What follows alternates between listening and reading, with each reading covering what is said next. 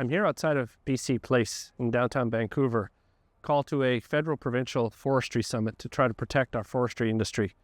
I was invited down here at the invitation of Premier David Eby with Forestry Minister Ravi Parmar, and we went with 3 federal cabinet ministers today to talk about federal aid to help our forestry industry here in British Columbia. We brought workers' voices to the table today. We talked about, instead of transitioning people out of industry, keep these facilities working. I compared the forestry industry, the mills, the major facilities, the need for fiber, as the organs that keep our forestry industry going. And if we don't support our organs, we won't be able to support the rest of the industry. Times are dire right now for forestry workers in British Columbia, not only in British Columbia, in Alberta, in Quebec, in Ontario, right across the country. And I also used today's opportunity to point out that it's not just forestry workers here, it's not just forestry workers everywhere, it's every single industry that we need to be talking about protecting in tomorrow's budget. We need to be talking about protecting our auto industry, our energy industry.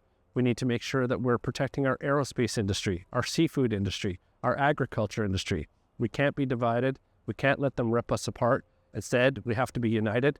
And the pressure that we've been putting on here in British Columbia and across the country is leading to events like today, where we're talking about getting aid directly to workers on the job right now to make sure that they stay on the job right now, to make sure that any worker support programs are going exactly to workers and not a bunch of high-paid consultants who come up with idea after idea while workers are being laid off. We simply can't have that anymore, and we need to do a heck of a lot better.